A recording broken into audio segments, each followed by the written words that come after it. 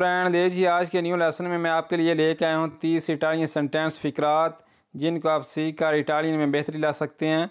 तो बिना टाइम ज़ाया किए बगैर आज के लेसन का आगाज़ करते हैं जी। वीडियो को मुकम्मल देखना। अगर वीडियो अच्छी लगे तो लाइक का बटन दबा देना। लीजिए पहला फ़िक्रा लिखा है मी आई किया तो तुमने मुझे बुलाया है। मी मुझे आई किया तो बुलाया है जी। नंबर 2, नॉन आई कपी तो तुम समझे नहीं। अगर मैं किसी बंदे से कोई बात करता हूँ उसको समझ नहीं आती तो मैं उसको इस तरह बोल सकता हूँ नॉन आई कपी तो तेन समझ नहीं आई। वैसे कपीरे का मतलब है समझना। नॉन आई कपी तो क्या तुमको समझ नहीं आई। नंबर 3 जी, चे कापो देंत्रो क्या कापो अंदर है। अगर मैं किसी दुकान पे जाता हूँ, बार पे जाता हूँ, रेस्टोरेंट पे जाता हूँ, ठीक है, तो अगले बंदे से मैं इस तरह पूछ सकता हूँ चे कापो देंत्रो क्या कापो अंदर है। ठीक है जी। नंबर 4, क्वेलो है ब्रुचियातो वो जल गया है। क्वेलो वो है ब्रुचियातो का मतलब है जल जाना। ठीक है, ब्रुचियातो जल गया है। नंबर 5 जी, तू आई मंजातो क्या तुमने खाना खा लिया है।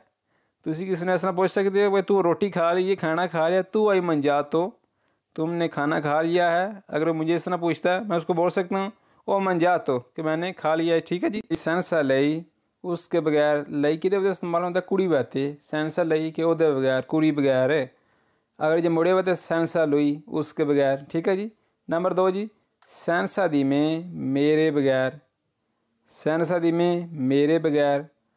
सेंसा लवोरो काम के बगैर। नंबर 4, सेंसा सोल दी पैसों के बगैर के पैसे तो बगैर सोल दिया ने पैसे याद रखियो। नंबर 5, सेंसा कपीरे समझे बगैर। देखा आगे ना अल्फाज कपीरे, पीछे हमने देखा कपीतो, यहाँ कपीरे का मतलब समझना समझे। ठीक है, सेंसा कपीरे समझे बगैर। आगे जी, क्वांदो आई विस्तो तुमने उसे कब देखा। क्वांदो का मतलब है कब आई विस्तो देखा। ठीक है, कि तू उन्होंने किदू वेख्या। नंबर 2 फिक्रा जी, नोनो विस्तो मैंने उसे नहीं देखा। अगर कोई बंदा आपको बोलता है कि तुमने उसको देखा है तो आप उसको इस तरह बोल सकते हैं नोनो विस्तो कि मैं उन्होंने नहीं वेख्या जी। नंबर 3, लास्कोर्सो सतीमाना पिछले हफ्ते। लास्कोर्सो का मतलब होता है पिछला हफ्ता जो गुजर गया। ठीक है, लास्कोर्सो सतीमाना पिछले हफ्ते। सतीमाना ने हफ्ते नू। अगर मैं आखा पिछले साल तो फिर मैं किस तरह बोलूँगा लास्कोर्सो आनो के पिछले साल। ठीक है। आगे नंबर 4 फिका जी, कोजा इफातो तुमने क्या किया है। फारे का मतलब है करना। अगर तू कीता की ये कोजा इफातो वे तू की कीता है। ठीक है, मैं अगवाना मिसाल के तौर पर ओ फातो उन एरोरे मैं गलती की है, मैंने गलती की है। ठीक है, ओ फातो मैं कीती है उन एरोरे। एरोरे आंदे गलती नू। ठीक है जी। आगे जी नंबर 1, नॉन वनीर अंकोरा फिर नहीं आना।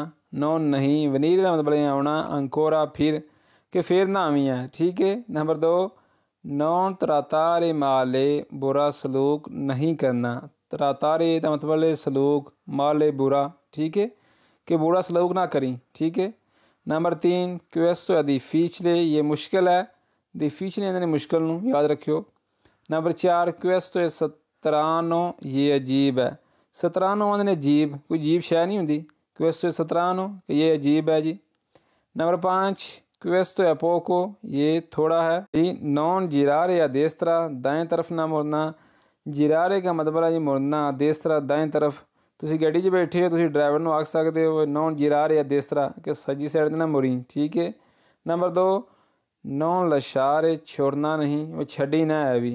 लशारे का मतलब होता छड़ देना, छोड़ देना कोई चीज़। नंबर 3, नॉन प्रेकुपारे टेंशन ना लेना, कि टेंशन ना लें।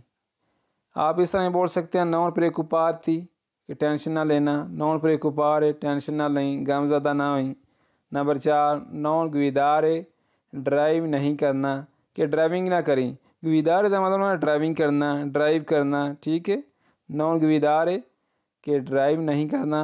5, नॉन क्यूदरे ला पोर्ता दरवाज़ा बंद ना करना। क्यूदरे का मतलब बंद करना। ठीक है, ला पोर्ता दरवाज़ा जी। ये वाला पेज, कोजा ती सेरवे तुम क्या चाहते हो। कोजा क्या ती तुम, सेरवे चाहिए वह तेनों की चाहिए। कोजा ती सेरवे तुमको क्या चाहिए।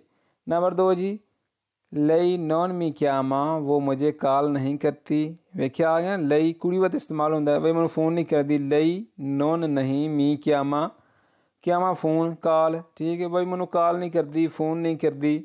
किस तरह आखने इटालियन च लई नॉन मी क्या माँ, कि वो मुझे कॉल नहीं करती। ठीक है जी। नंबर 3 जी, नॉन parlare बात ना करना, गल ना करी है, बोलनी ना है भी, ठीक है, नॉन parlare। नंबर 4 जी, नॉन chiedere पूछना नहीं, chiedere का मतलब है पूछना, ठीक है, किसी ने। नॉन नहीं chiedere पूछना, वे पूछी ना है भी। नंबर 5 जी एंड वाला, नॉन ridere हंसना नहीं, वही हंसीना है भी। नॉन नहीं ridere का मतलब है जी हंसना।